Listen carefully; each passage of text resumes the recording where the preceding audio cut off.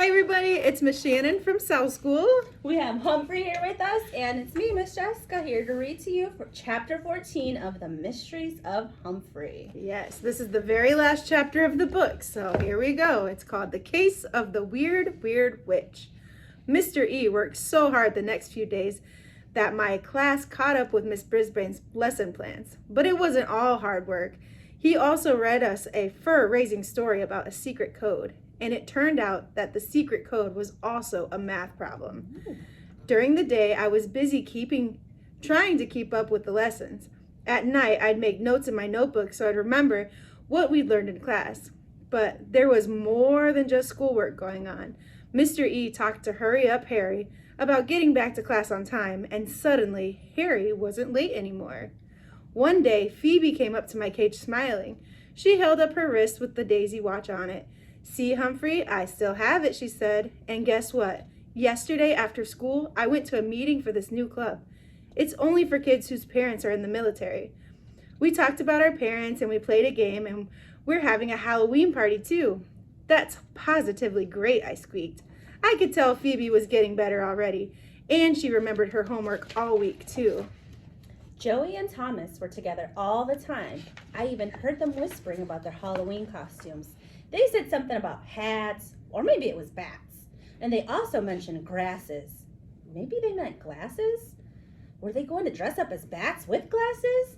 Or wear hats made of grasses?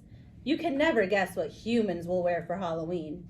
There was so much talk about Halloween, I couldn't help thinking about last year's party. I didn't know much about Halloween then. All I knew was that humans wore costumes and that the class would have a party. But last year we had a different class. We had a different teacher, and I was a different hamster. Oh, I was still Humphrey, but I was just starting to learn about school. Now I knew a lot more. I just didn't know what my costume would be. The night before Halloween, Aldo came into room 26 and stopped. He looked around and said, "Will you look at that? It's almost as clean as when Mrs. Brisbane was here." "And where is she now?" I squeaked loudly. I guess Aldo didn't understand me. "How do you like my costume?" Aldo twirled around. He looked the same as usual. He had on a blue shirt and black pants, and he was pushing his cleaning trolley.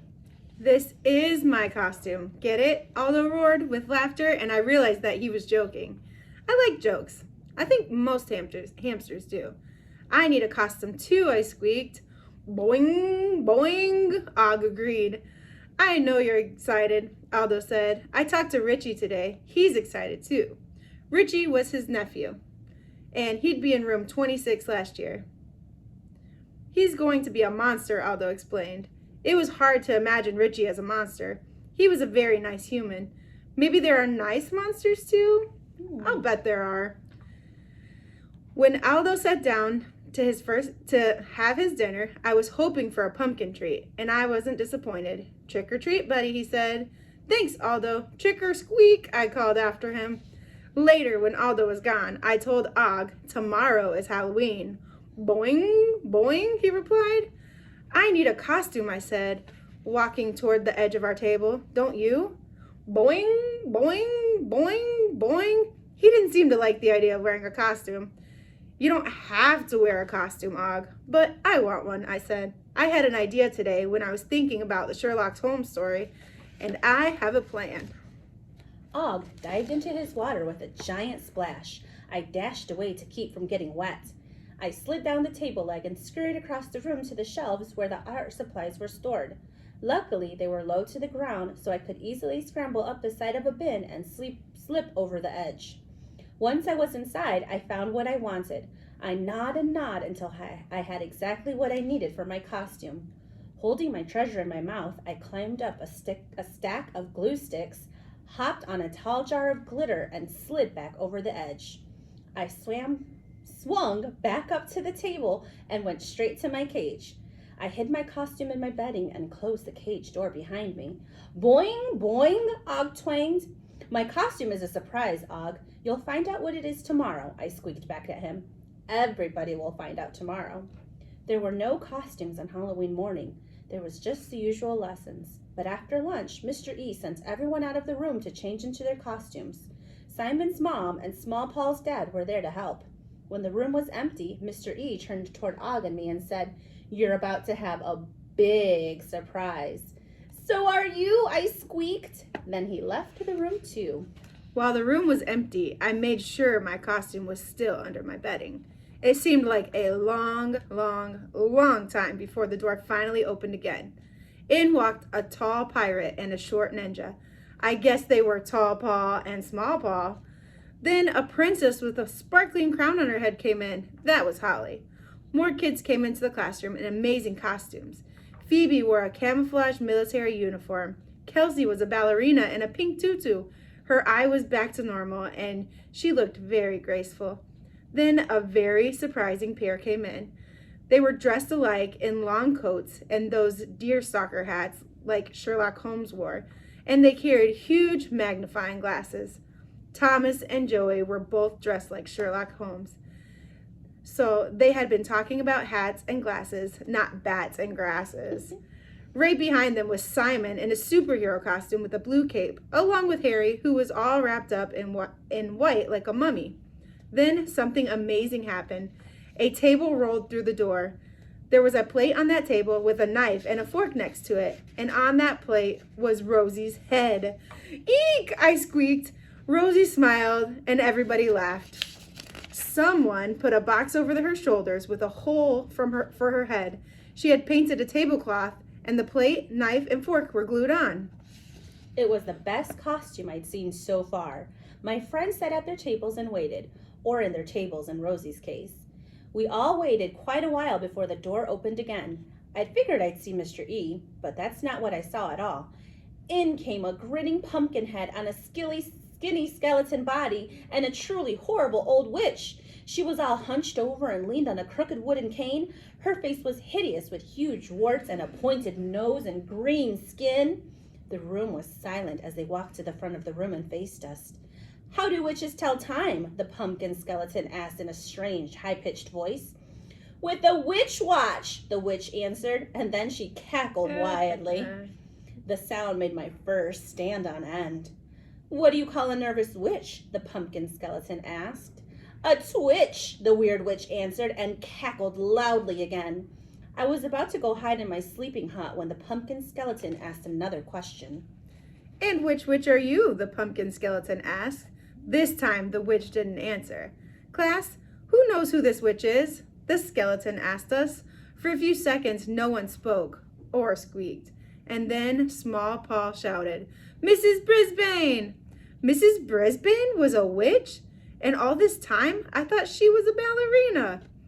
The witch reached up and took off her witchy face, which was just a mask.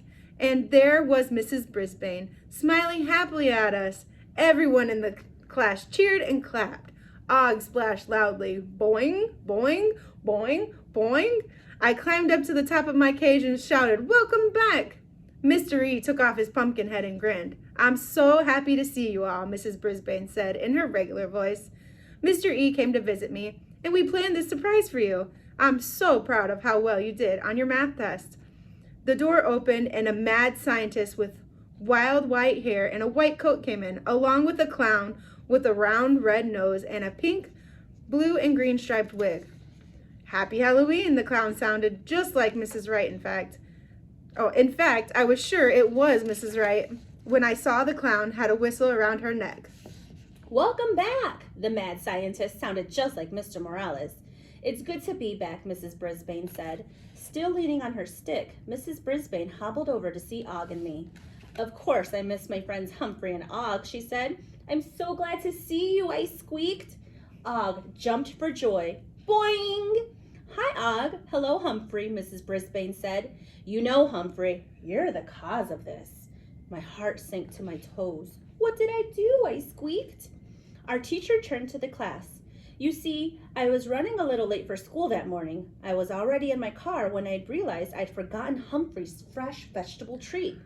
As I ran back to the house, my heel caught on the front step and I tumbled down and broke my ankle." Ooh. She lifted a corner of her long witch's skirt and showed us her cast. "I'm unsqueakably sorry," I told her. I couldn't reach my phone and Mr. Brisbane wasn't home, so I couldn't call the school to tell them I wouldn't be in, she explained. So that's why Principal Morales had been so confused that morning. My neighbor finally found me and took me to the hospital.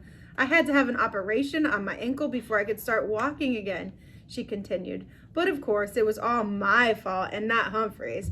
What did I forget to do, Kelsey? You forgot to pay attention to what you were doing, Kelsey answered. At least I wasn't pie-whacked about what had happened anymore. The mystery was solved at last. I was happy to have our teacher back, but I wish she'd learned to be a ballet dancer instead of breaking her ankle. Ouch. Mr. E brought a chair for Mrs. Brisbane, and it was time for Mr. Morales and Mrs. Wright to judge the costumes. I dove down into my bedding, found my yarn, and put on my costume. Mr. Morales and Mrs. Wright smiled and whispered as they watched my friends parade around the room. No one was watching me, so to get their attention, I began squeaking loudly. Squeak, squeak, look at me, I repeated over and over. Finally, Mrs. Brisbane turned to see what was wrong, and she burst out laughing. What on earth is Humphrey wearing? Everyone rushed over to my cage, so I stood up on my rear paws and squeaked some more. He's got red yarn on his head, Rosie said. Thomas leaned in and held up his magnifying glass. It's red yarn, all right. Joey leaned in and held up his magnifying glass. It looks like hair. Red hair. Kelsey giggled. He looks like a redhead from the Red-Headed League story. I guess it took a redhead to recognize another redhead. Everyone was laughing and pointing except Mr. Morales and Mrs. Wright. They were whispering and pointing. Who gave Humphrey that yarn? Mrs. Brisbane asked. No one answered. Whoever you are, you're a very clever person, she said. For once, Mrs. Brisbane was wrong. I am a very clever hamster. Mr. Morales announced that he and Mrs. Wright had made a decision. He reached in his pocket and pulled out a blue ribbon that had Best Costume written on it. It's a tie between Rosie Rodriguez and Humphrey! Yay. Boing, boing, boing, boing, Og cheered. He knew I'd wanted to win. Everyone else cheered too, and Mr. Morales put the ribbon on my cage. He had another Best Costume ribbon, which he gave to Rosie. I was proud to share the honor with her. Of course, you're all winners in room 26, he said. Mrs. Brisbane is coming back to teach next week, so I think we should all thank Mr. E for doing a great job. He reached in his pocket and pulled out a gold ribbon that had Best Substitute written on it. Mr. E looked very happy to accept it. Now, boys and girls, Mrs. Murch is going to be on medical leave next week, so room 29 needs a substitute. Do you think I should recommend Mr. E? Everyone cheered wildly, even Mrs. Wright. Then they passed out treats for everyone, including some sunflower seeds for me. All I can say, it was a super, super, super great party. That night, when Og and I were alone in room 26, I guess I was the happiest hamster on earth. I made my friends laugh, and I had a shiny blue ribbon on my cage. My favorite teacher, Mrs. Brisbane, was coming back. My next favorite teacher, Mrs. Mack, was right down the hall. My other favorite teacher, Mr. E, would still be at Longfellow School for a little while. And even though I just solved a lot of mysteries in room 26, I knew that as long as I was a hamster living in a classroom full of humans, I'd always have plenty of mysteries to solve, just like Sherlock Holmes.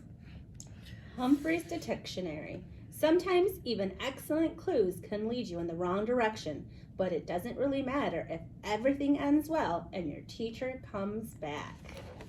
The end.